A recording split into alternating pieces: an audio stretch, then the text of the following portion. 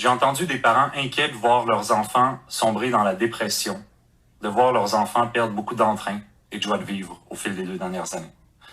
J'ai entendu des pédiatres qui m'appellent en larmes en me parlant de l'anxiété, de l'isolement, du décrochage de leurs jeunes patients, qui me disent qu'il est plus que temps qu'on laisse les jeunes vivre, puis qui font écho à ce que le docteur Rousseau, de la clinique de pédiatrie sociale de Lévis, disait récemment dans un article paru dans Le Soleil, alors qu'il y allait d'un cri du cœur, en disant, et je le cite, « Il faut regarder la réalité et les chiffres et arrêter de traiter la population de 0 à 90 ans de la même manière.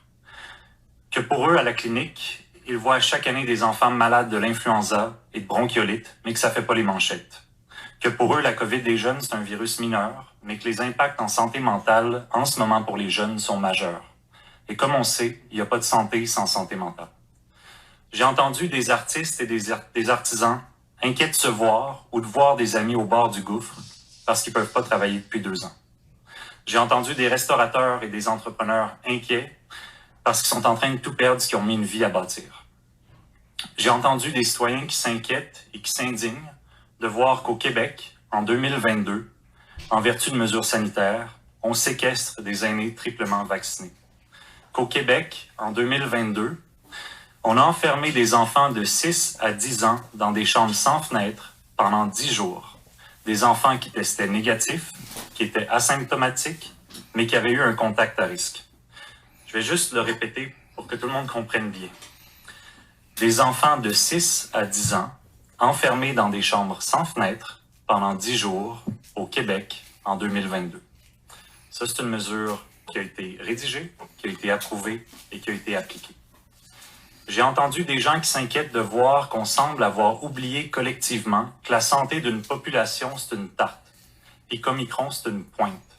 Dans la tarte, il y a aussi la santé économique, la santé sociale et la santé mentale. J'ai entendu des gens qui s'inquiètent de voir que certains semblent facilement, voire même jovialement, oublier qu'on n'est pas tous égaux face au confinement, que c'est pas tout le monde qui peut gagner sa vie sur un MacBook au chalet. J'ai entendu des gens qui s'inquiètent que leur souffrance silencieuse, que leur souffrance discrète, soit ignorée par ceux qui décident. J'ai entendu des gens qui s'inquiètent de voir leurs amis, des êtres qui leur sont chers, perdre leur job parce qu'ils ont choisi de ne pas se faire vacciner.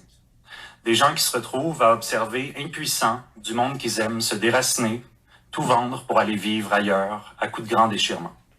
Quoi qu'on puisse penser du choix des autres, on ne doit pas rester insensible à ces déchirements. J'ai entendu des enseignants qui s'inquiètent de voir leurs élèves reproduire dans les cours d'école le genre de discrimination qu'on voit dans la société entre les vaccinés et les non-vaccinés.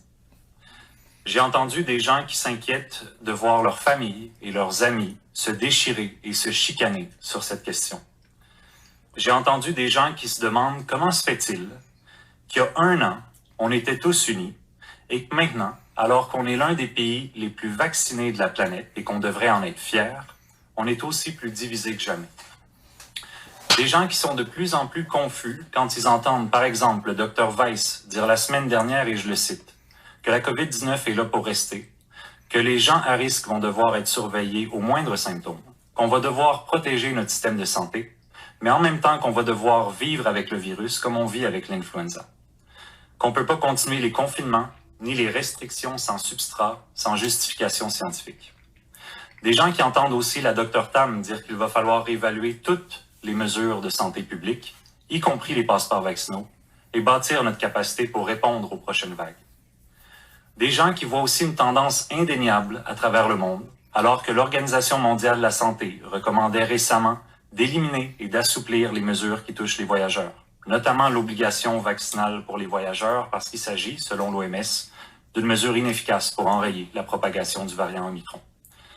Des gens qui voient que l'Irlande, la Suède, la Norvège, la Suisse, Israël, la République tchèque, le Royaume-Uni, l'Espagne et le Danemark ont ou sont en voie de lever toutes leurs mesures, y compris le passeport vaccinal.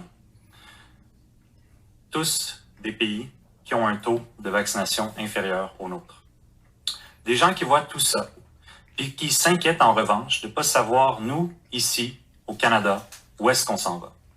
Qui sentent peu d'appétit de leur gouvernement pour s'adapter en fonction de l'évolution de la pandémie de l'évolution de la science et de l'évolution du monde. Des gens qui s'inquiètent que soient normalisées des mesures qui devraient être des mesures d'exception, des mesures qui devraient être limitées dans le temps, comme l'obligation vaccinale des voyageurs, comme les mandats de vaccination ou comme le passeport vaccinal.